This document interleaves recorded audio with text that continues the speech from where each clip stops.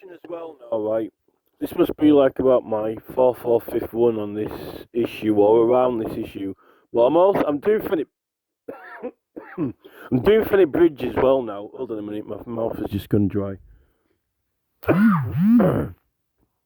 Right, I'm doing Fenny Bridge as well, not just Castle Hill now, right?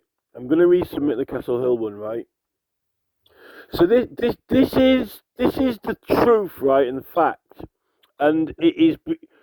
So, like, the petitions committee in Parliament are completely and totally dumb, right? They're retarded. They're dumb. They don't even. They're not qualified. They cannot be qualified. I don't care what university degree they've got in politics, right? But they're being lied to by MPs who don't know what they're talking about, right? So that petitions committee in Parliament, e-petitions committee, and the team, right? They're meant to be 4 people on a team, and they're meant to get £200,000 wages a year between them, right, to check petitions. Even though there were only about 2,005 petitions live, and if you divided it by all of the MPs, right, it'd be like 3 petitions each to have to, like, check and validate, right, if they were all logged into the computer system. So, and you could even telephone your MP and get to discuss it with them, right? So the committee is a waste of money.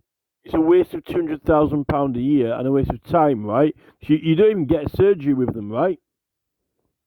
Now, there wasn't an e-petitions committee as we know it on a team before 2010, right? They had the Tony Blair number 10 Downing Street petition site, which was a completely different setup, right? And before that, they hadn't had a petitions committee for quite a long time because they wrapped it up. I've actually got the select committee report when they decided they're going to wind the committee up, right? Because they just ended up presenting them in the House and they didn't have a proper committee for a while. They had a few clerks sorting them out, but they didn't have a proper committee as they've had in the past. Now, in 2010, right, they put this team together, right, and they drafted up a policy, okay, in 2010. I didn't come into this till 2013, so they've been going about 3 years, right? So in 2010, which I remember 2010, I was doing a photography competition around 2010, right? This is when David Cameron was in government. So, like, I didn't get interested in until 2013, so they've been going about 3 years, right? Now, when they put this committee together, okay, in 2010, and when they made a policy, that policy said that they won't accept any petitions on local matters, right?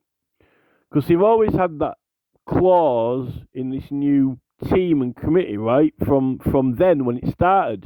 But this order, right, here, the 2010 Local Authorities Petitions England Order 2010, right, Article 2, that was enacted and made at the same time as that team was put together with the policy, right?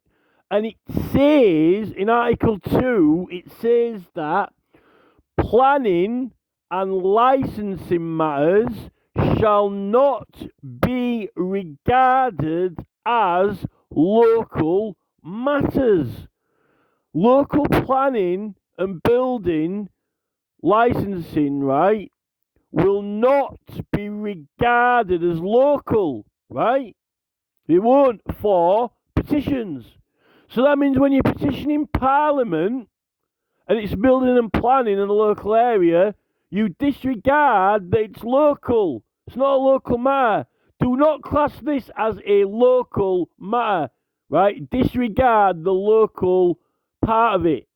So when you're petitioning Parliament, you don't regard it as a local matter. You do not classify it, recognise it, or treat it as a local matter.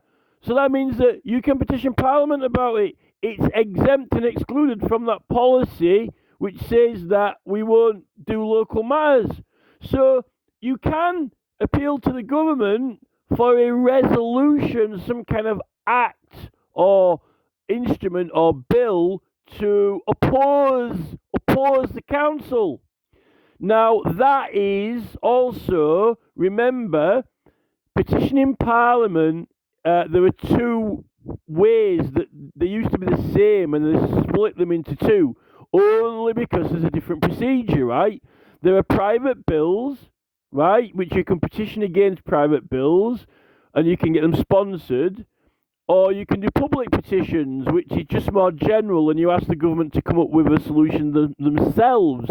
You don't have to draft a bill or write an act of law yourself. You can ask the government just to do it, or like think of some kind of thing that they can do, right? Like an instrument or whatever. But what you're doing when you do a private bill usually is asking for powers. But these big companies do it all the time. In fact, one council can oppose another council. If both councils are on a border between each other, right, and the council passes something which another council does not want them to do, right, because it affects, like, say, like, you're on the border or between, like, Halifax and Huddersfield, right, and Halifax Council is going to build a road, right, and it'll affect traffic in Huddersfield, and Huddersfield Council don't want them to do it, then they'll have to oppose that other council and possibly go to Parliament for legislative powers to intervene. Also, a business might not agree with the council. Now, a business can get permission from the council, but if the council don't grant the business permission, then they go to Parliament and ask for powers, legislative powers, to give them authority and power to stop. So they say the council can't do this or that, right? This is what you do.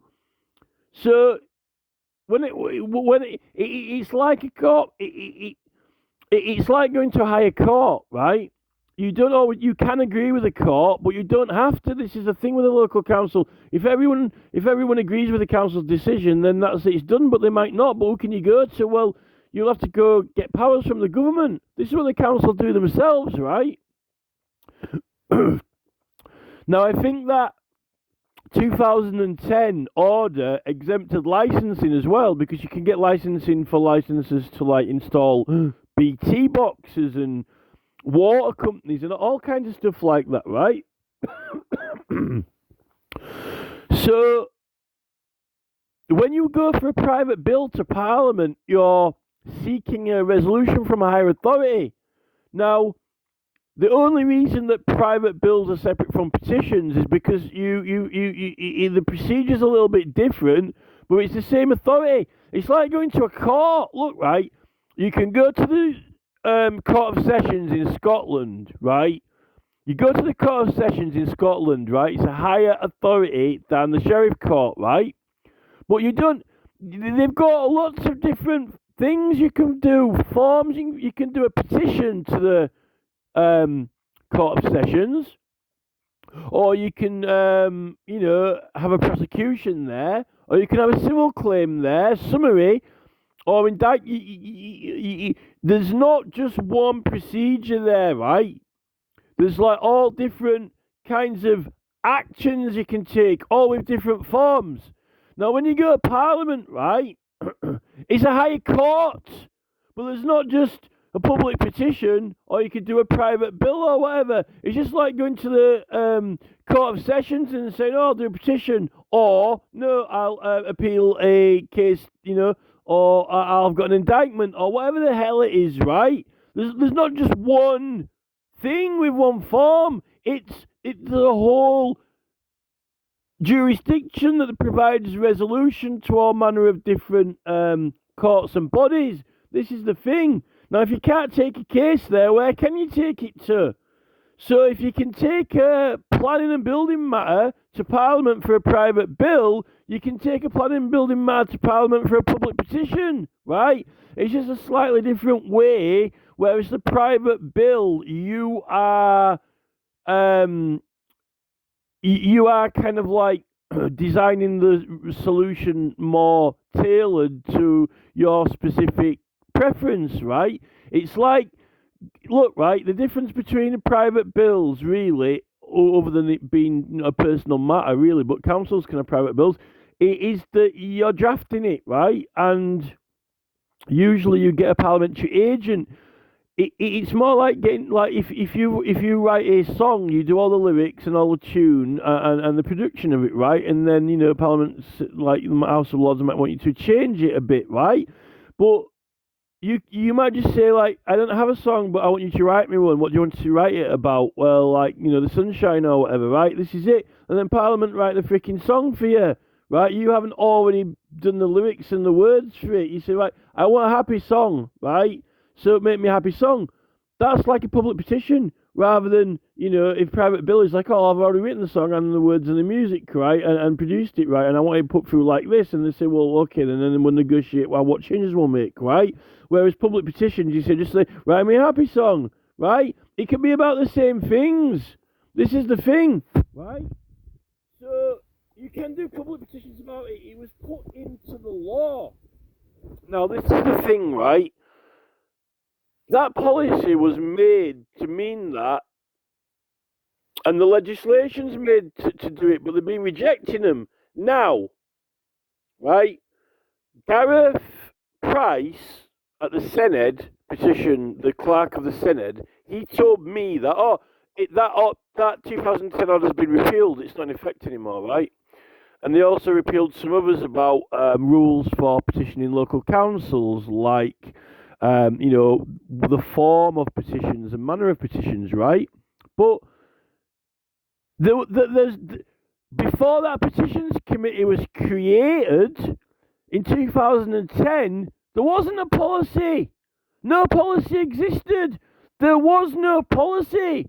So they didn't have a policy that says you can't petition on local matters anyway, right? Because I know that Number 10 Downing Street website was doing it, because they're all local groups petitioning, like, local charity groups or local green groups or conservation groups locally. You can see, I haven't seen the petitions, but I've seen the list of, it tells you who submitted them, and it's very easy to identify that they're all like local groups of people, like even like local canoeing group, or karate class, or women's knitting club, or a local charity, or a forestry commission, or things like that. They're all groups, a lot of groups and bodies, and I'll tell you why. Because like a lot of people, that's where you get a lot of signatures from when you're in a group or body. When you go to yoga class, right? You can get all your yoga people to sign it, or if you're in a library club or whatever, but also a lot of people run those internet forums. Those internet forums. This is before Facebook and all that, right? So what you'd get is, like, they'd have like the chess club, right? So like, you'd be in a chess club group, and you want a new like library or new library. I don't know. You might want, something like that, right? But this is an example, right? So you, like, all the people, like, all right, it's better to use like if you've got a rowing club, right? So everyone who's in the rowing club, you just get them all to sign, and there might have been 20 or 30 or 40 people signing in the rowing club. Because at that point of the Number 10, I don't think they were getting like thousands and thousands and thousands of signatures, because they were getting like, more like, tens, 20s, hundreds or whatever signed. Because you could get government to act on a lot less signatures at that point, right? So they were accepting local issues. Now, that there's never ever been in the history of England anything that says you can't petition about local matters, right? So now, at what point did supposedly they repeal that 2010 order? I don't know, because as far as I'm concerned, on legislation.com, it's still there. It does not say that it's repealed, right? Gareth Price told me, it's repealed that. Since when? Right, well, I know the other one's been repealed, the one that had all the 2007 one with a load of rules for local petitions, right? But even if that's been repealed, right? There's no legislation, right? There is no law, no legislation or standing orders on petitions that says you can't petition about local matters because it never existed before 2010. And when they did invent the policy, right, to say you can't do it, they made the policy and the act together so that planning matters were not to be excluded from petitions. So the whole point of the policy having that you can't do it on local matters, yeah, but not planning, right? Now, at what point someone removed it from there, I don't know. But the e-petitions team should know that their policy was created with the intention to exclude planning matters, right? Now, I don't know who is...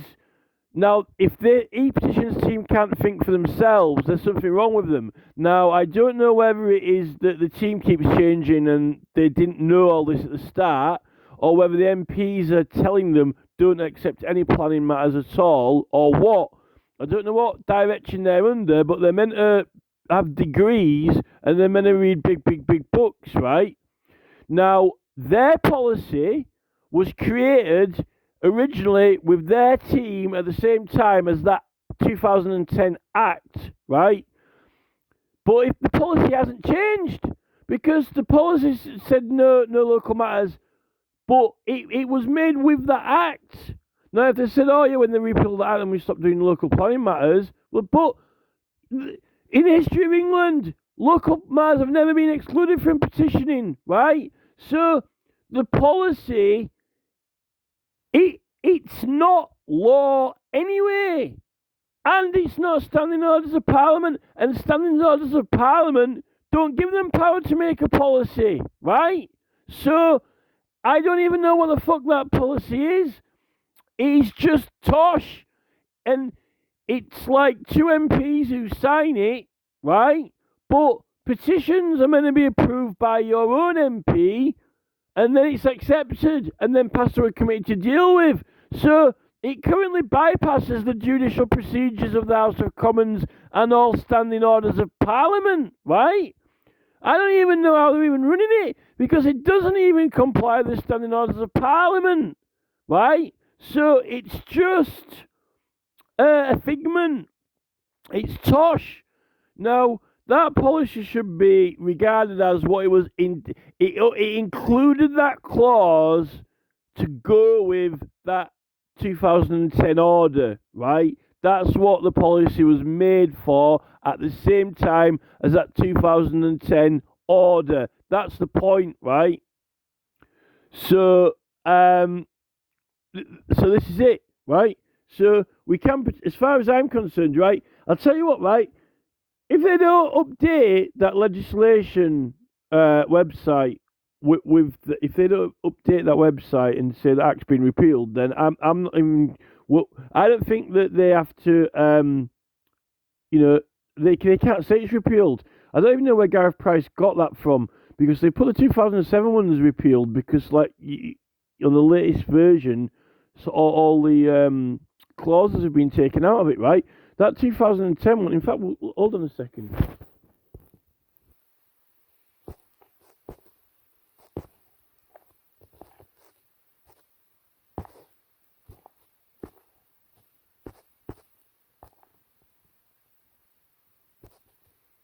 There was only one original as made.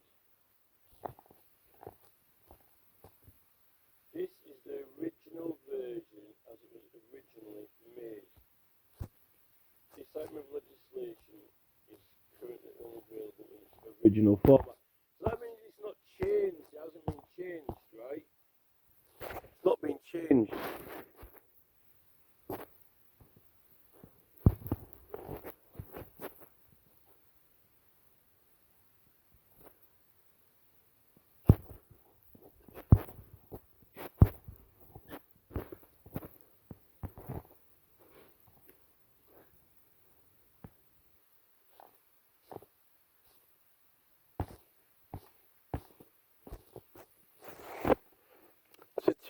2000, there's some 2009, mid 2010.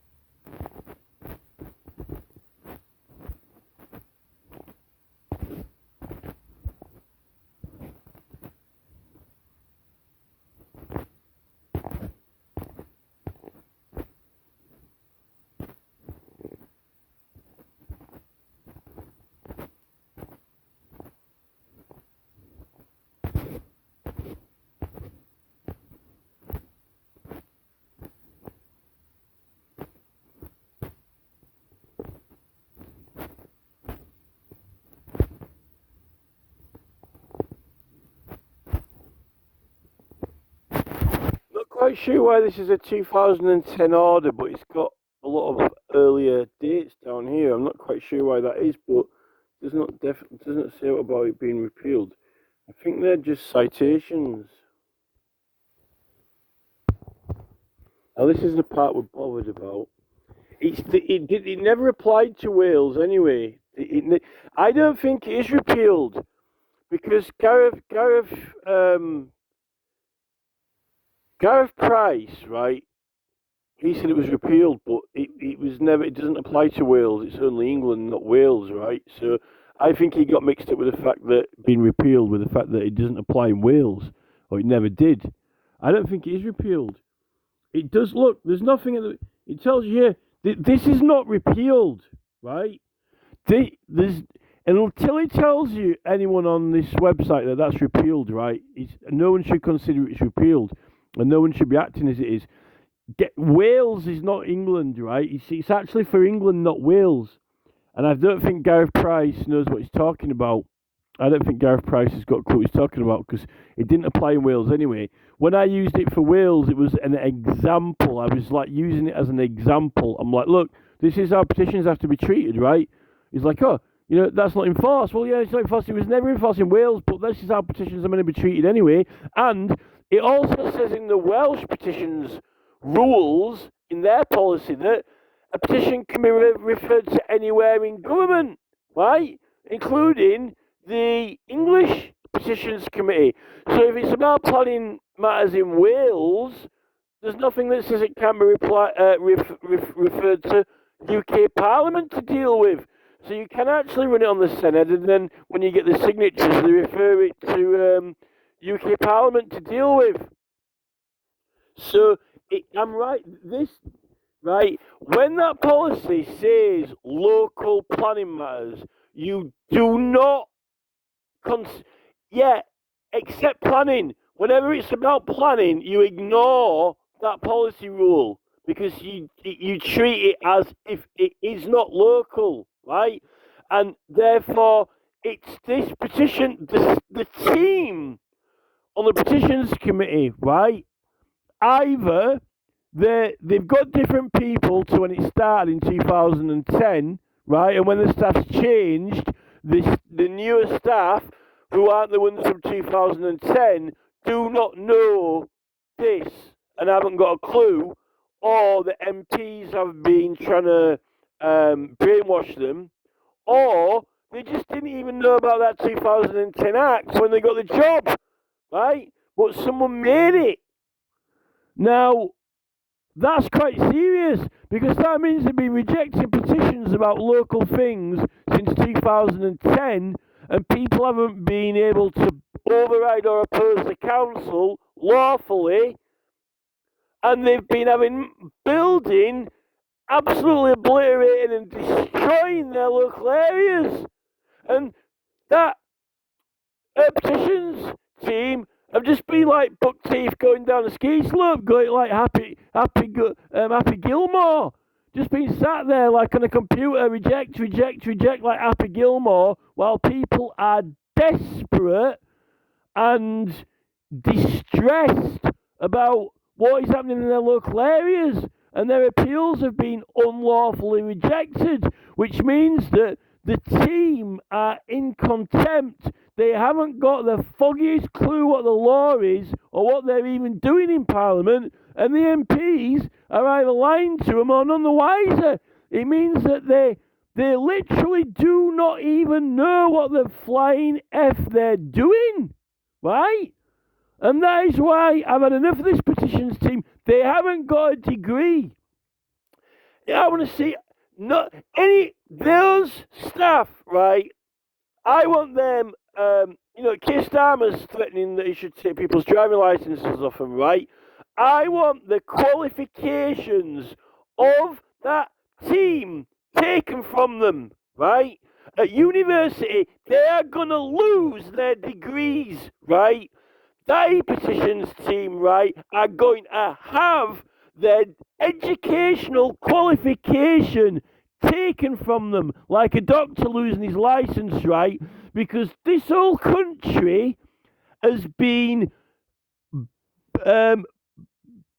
devastated by developments, and there's these groups like Save Manchester Greenbelt and Smithy Bridge and up Durham, all these local campaign groups who are like running around like headless chickens, right? In distress and anxiety because they've got nowhere to appeal from against the council, right? And they're being lied to by this Happy Gilmore team who actually are in contempt. I think they should go to prison. I think they should go to prison. They've actually been lying to the public, right? And they should have been challenging the MPs if they've been at university and got a degree like, the Clerk of Parliament, right? They should have looked for the solution and found it and challenged them on it and said, no, it says this or that. But they haven't. What they've done is they've basically, been conditioned and groomed and brainwashed, right?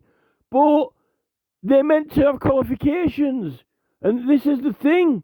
So I've had it with that team, right? I want to prosecute them criminally because all around this country, right, we've been told there's no possible appeal or no way to stop this unstoppable force. These construction, building, diggers, machines, or whatever, just tearing everything up, right? Well, as Happy Gilmore sat in the council, slamming his hammer down, bang, bang, bang, approve, like this. There's McDonald's, KFCs, subways, football stadiums, swimming baths, everything. Where's all the money coming from?